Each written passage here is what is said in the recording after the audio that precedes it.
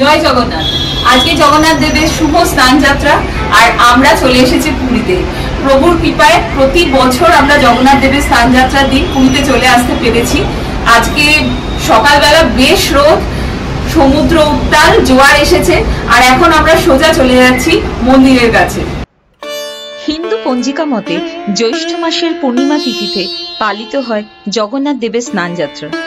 প্রভুর ভক্তদের কাছে এই দিনটি একটি মাহাত্ম্যপূর্ণ দিন বলে মনে করা হয়।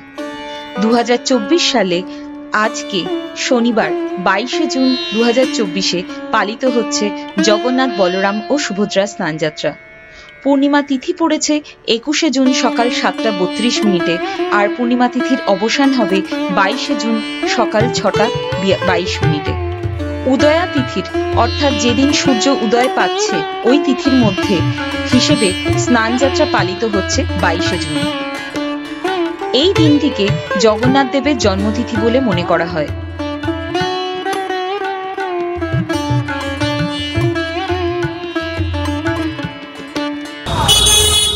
সামনের মোড় অবধি টোটো আমাদের নামিয়ে দিয়েছে। আমরা অটো নিয়ে এবারে টোটো নিয়েছি। টোটোতে পড়লো 150 টাকা।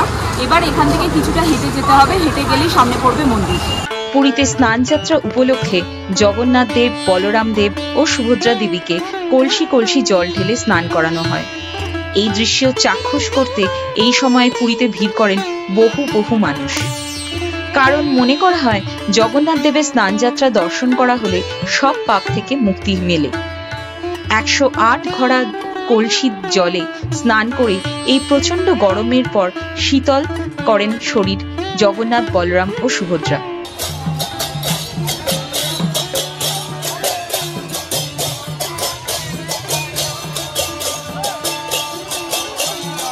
এই স্নানের পরেই জ্বরে পড়েন জগন্নাথ দেব, বলরাম দেব ও সুভদ্রা দেবী, এই 3 ভাই বোন। স্নান যাত্রার পর অসুস্থ জগন্নাথ, বলরাম ও সুভদ্রাকে আলাদা করে একটি সংরক্ষিত কক্ষে রাখা হয়। রাজবৈদ্য এই সময় তাদের চিকিৎসা করেন। ঈশ্বরের এই অসুস্থতার সময়টি অনশর নামে পরিচিত। এই সময় ভক্তেরা দেবতার দর্শন পান না। সর্দি জ্বর হলে যেমন রোগীকে কিছুদিনের জন্য আলাদা রাখা হয়, তেমনি স্নান করে জ্বর এলে 14 দিনের জন্য আলাদা একটি ঘরে রাখা হয় স্বয়ং দেবতাকেও। 108 ঘড়া জল দিয়ে কিন্তু জগন্নাথ দেবকে স্নান করানো হচ্ছে। আর ঠিক এই এত স্নানের জন্য কাল থেকে কিন্তু জগন্নাথ দেবের জ্বর আসবে। এরপর কিন্তু 14 দিন জগন্নাথ দেব একদম বিশ্রাম নেবেন। সুভদ্রা আর বলরামকে নিয়ে সবারই ধুম জ্বর। 14 দিনের শেষে সবাই মিলে আনন্দ করতে করতে মাসির বাড়ি রওনা দেবেন রথে চড়ে। ঠিক 14 দিন পরেই আসছে রথযাত্রা।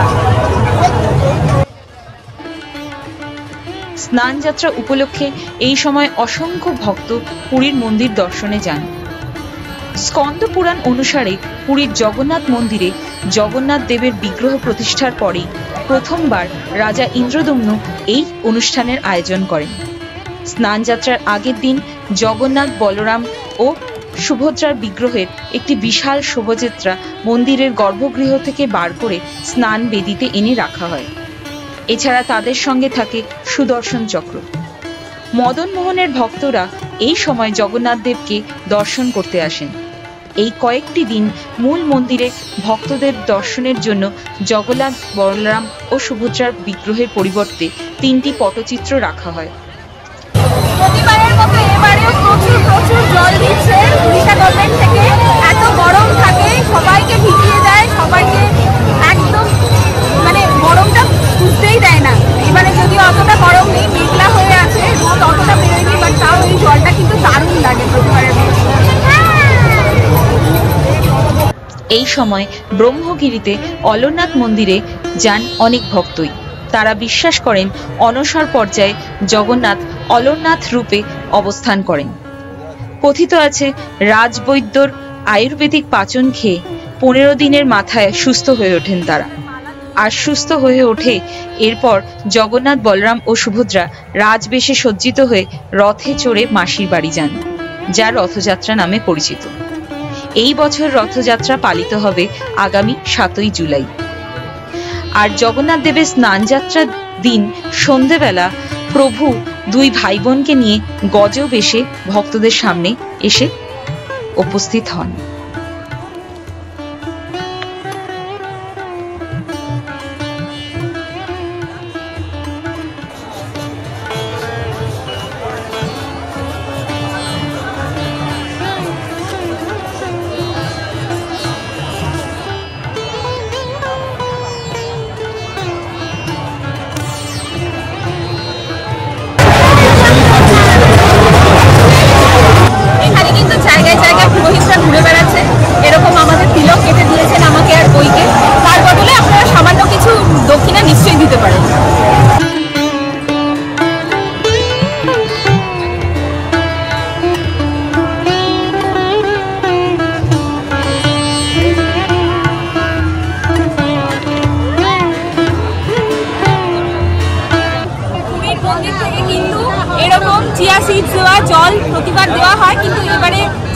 দেওয়া জল দিয়েছে, যাতে ভক্তরা একটুখানি তৃষ্ণা নিবারণ করতে পারে।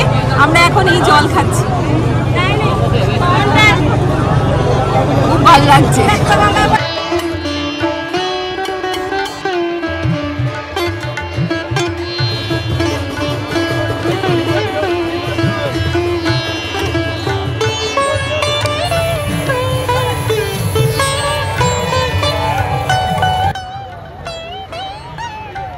জগন্নাথ দেবের স্নানযাত্রায় গেলে দেখা যায় 3টি রথ, অর্থাৎ 15 দিন পরেই রথে করে জগন্নাথ, বলরাম, সুভদ্রা বেরিয়ে মাসির বাড়ি যান। আর কারিগরদের অক্লান্ত পরিশ্রমে এই রথ 15 দিনেই তৈরি হয়ে যায়। রথের স্ট্রাকচার কিন্তু রেডি হয়ে গেছে। এখানে একটা রথ রয়েছে, সামনে আরো দুটো রথের স্ট্রাকচার রয়েছে। আর ঠিক 14 দিন পরেই কিন্তু বেরোবে রথযাত্রা। এই রথে করেই মাসি গুন্ডিচা দেবীর বাড়ি যাবেন জগন্নাথ।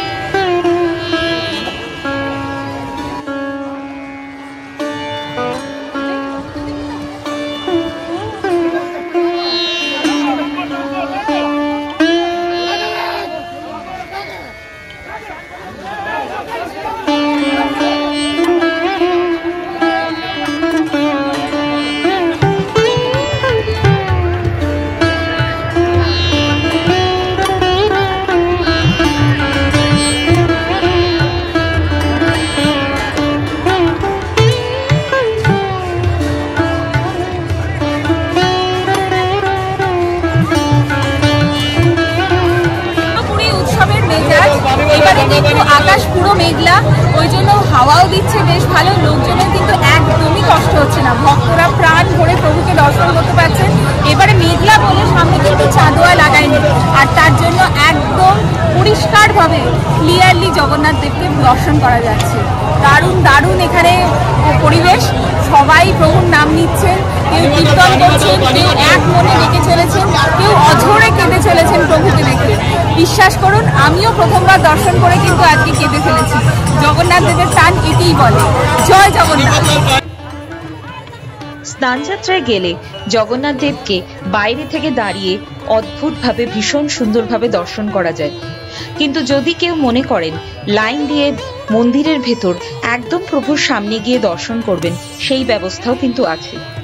হয়তো প্রথম দিকে লাইন হালকা হলেও পরের দিকে লাইনে একটু ধাক্কাধাক্কি হলেও প্রভুকে কিন্তু একদম সামনে থেকে দর্শন করা যায়। আর ক্ষেত্রে কিন্তু মোবাইল, জুতো কোনো কিছুই অ্যালাউড না মন্দিরের ভেতরে।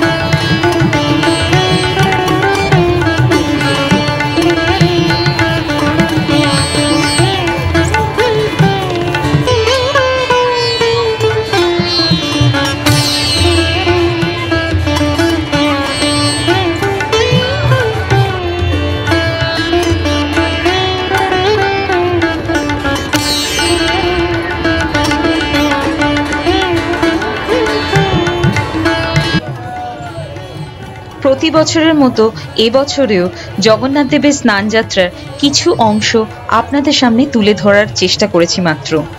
হয়তো পুরোটা আমরা দেখাতে পারিনি, যেটুকু আমরা দেখেছি সেটুকুই আপনাদের সামনে তুলে ধরলাম। আশা করি আপনাদের ভালো লাগবে। সকলে সুস্থ থাকবেন আর প্রভুর নাম জপতে থাকবেন। সবাইকে শুভ স্নানযাত্রার অনেক অনেক শুভেচ্ছা। জয় জগন্নাথ।